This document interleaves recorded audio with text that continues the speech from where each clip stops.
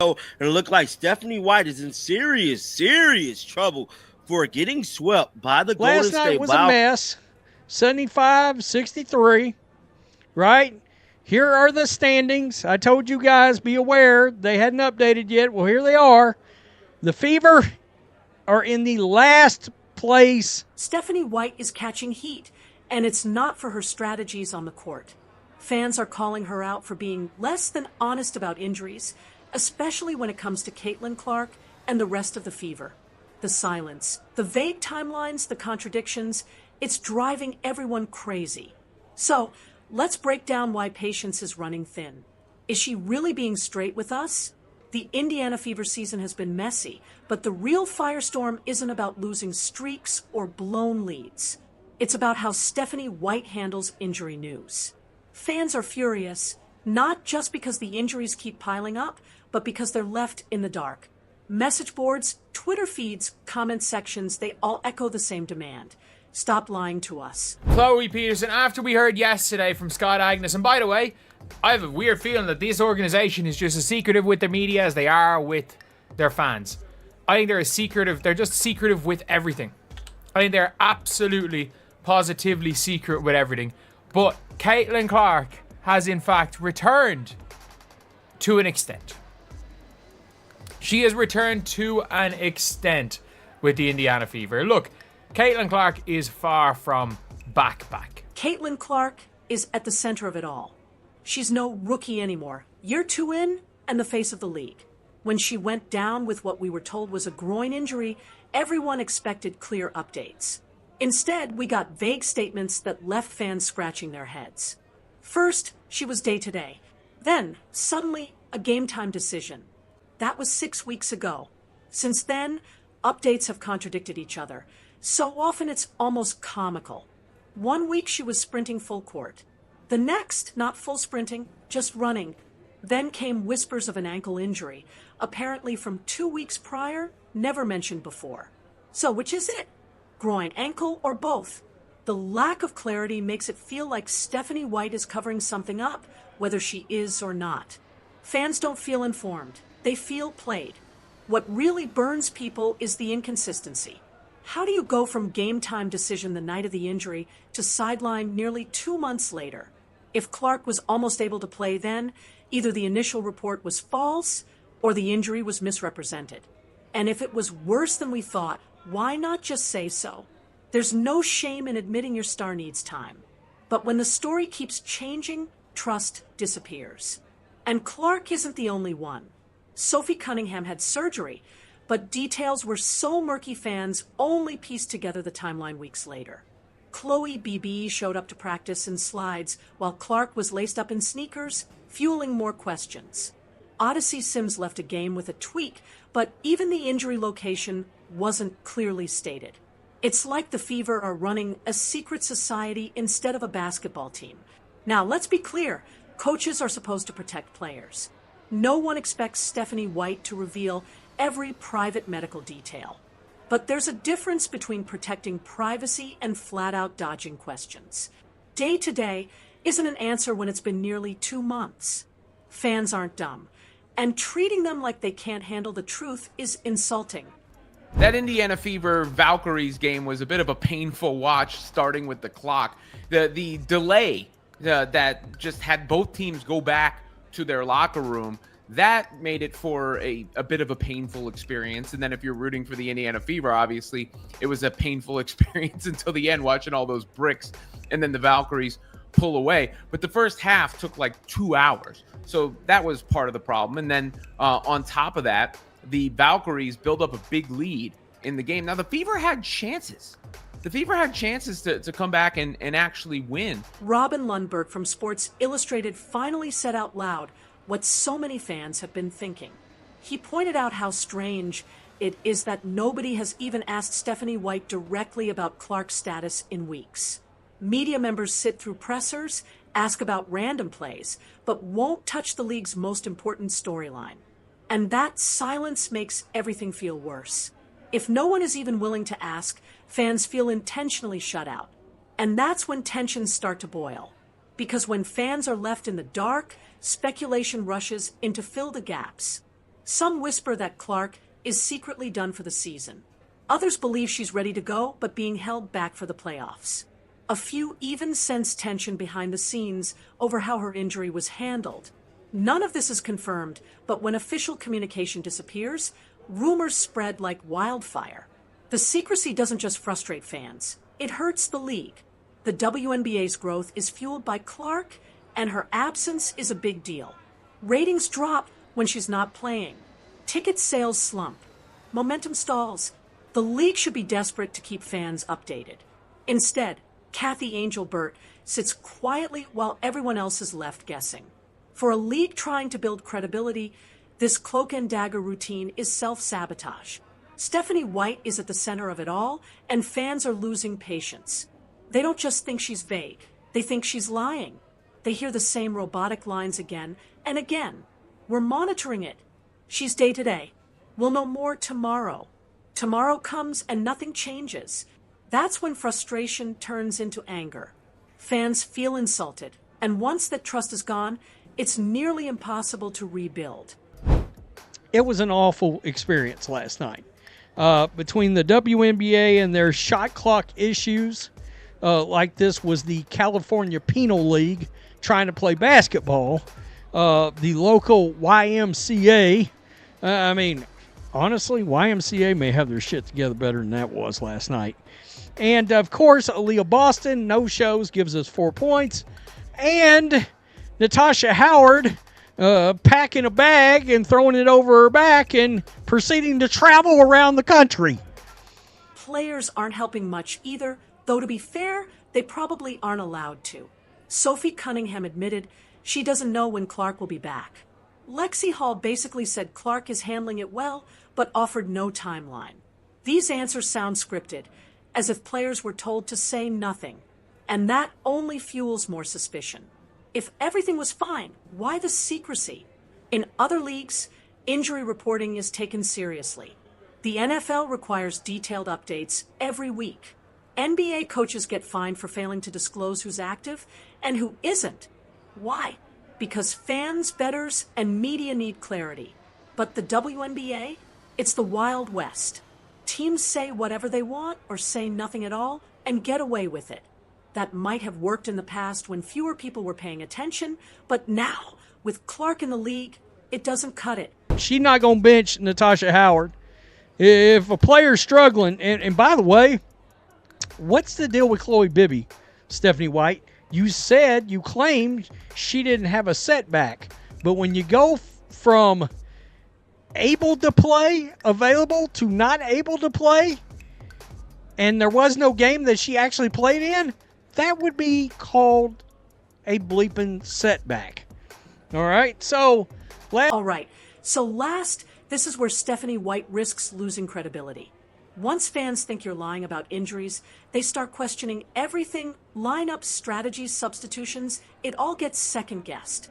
People start saying, if she'll lie about Clark's health, what else is she lying about? That's a dangerous reputation for a coach to have, and it's one she's building game by game. And let's not forget the human side. Clark herself is under pressure.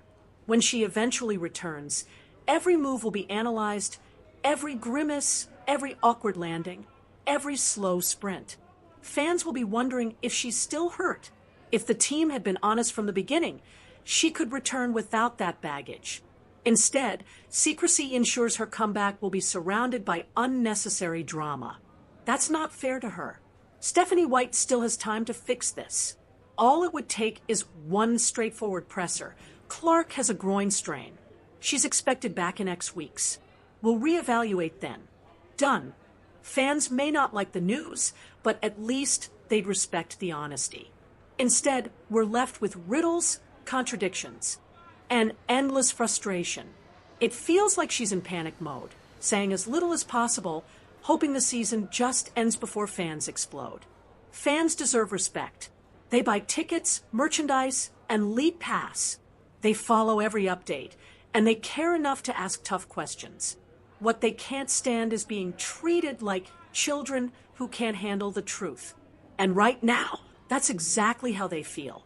But here's where it gets even juicier. because in just a few minutes, we're going to talk about the detail that really exposes why fans believe White is deliberately hiding the truth. And once you hear it, you'll understand why this situation isn't just frustrating, it's infuriating. So, what's the detail that really has fans convinced Stephanie White isn't just being vague, but actively dodging the truth? It's the timeline, or more accurately, the total lack of one. Think about it. From the very moment Caitlin Clark went down, we've never had a single concrete update. Not one. Every other league gives at least an estimated return date. The Fever, silence, or worse, contradictions. Remember this. The night of the injury, the team said Clark was a game-time decision. That phrase means she was close. Maybe not 100%, but not ruled out either. Yet, here we are nearly 2 months later, and she hasn't touched the floor. How does a player go from game-time decision to missing half the season without a single reclassification? Fans keep asking, was she actually that close to playing that night? Or were we misled from the beginning? This isn't paranoia, it's common sense. If Clark was genuinely on the edge of returning that night, then something went wrong afterward. Either the injury worsened or there was a setback. And if that's the case, fans deserve to know. But if she was never really close to playing, then calling her a game-time decision was dishonest from the start. Either way, the team looks bad. And it's not just fans noticing. Analysts like Robin Lundberg are openly questioning how this situation is being handled. He's not just some guy on Twitter. He's been around sports media for years, and even he can't wrap his head around the silence. That should set off alarms. When people who usually give teams the benefit of the doubt are now scratching their heads, the communication strategy has failed. Then there's the issue of optics. Caitlin Clark has been spotted at practices wearing full shoes while other injured teammates show up in slides. She's on the floor doing shoot-around, passing, running through light drills. So naturally, fans ask, if she's this active, why isn't she playing? Is she really still hurt, or are the Fever playing some kind of waiting game? Every video clip sparks another wave of confusion. And because the team won't clarify, speculation runs wild. Now, let's flip this around. Suppose White is telling the truth, and Clark really is still hurt. Then the communication problem is even worse because by refusing to give honest updates, the Fever are creating unnecessary pressure. Clark becomes the subject of wild rumors. From she's secretly done for the season to she's being held back for the playoffs. None of that helps her. In fact, it sets her up to fail. When she returns, fans will either expect her to be 100% or will think she's being rushed back. Both narratives are toxic, and both could have been avoided with clear communication. And let's not forget the other players. Sophie Cunningham, Chloe Body, Odyssey Sims, all dealing with injuries that seem to vanish into a black hole of vagueness. Cunningham needed surgery, but the timeline was unclear for weeks. Bai was sidelined, and all we got was soreness. Sims left a game, and the team wouldn't even confirm what body part was hurt. Fans see this pattern and say, this isn't just about Clark. This is how they handle everything. It makes Stephanie White look like she's either out of touch with her own roster or intentionally hiding the truth. And neither explanation inspires confidence. Fans aren't just mad about being left in the dark. They're mad about being treated like they're dumb. The constant recycling of phrases like day-to-day and will reevaluate feels insulting. Nobody believes a 2-month absence is day-to-day. And when you keep using language that doesn't match reality, you lose credibility fast.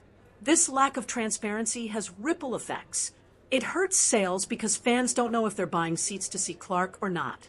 It frustrates broadcasters who have to dance around the topic on national TV.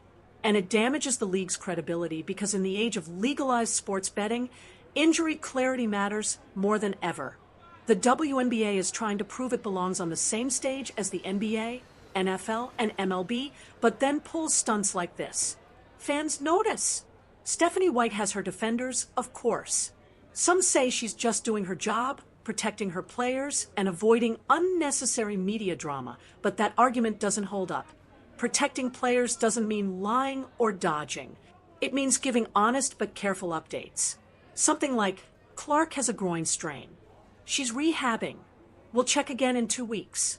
Done. That's protecting her while still being transparent. What we're getting now isn't protection.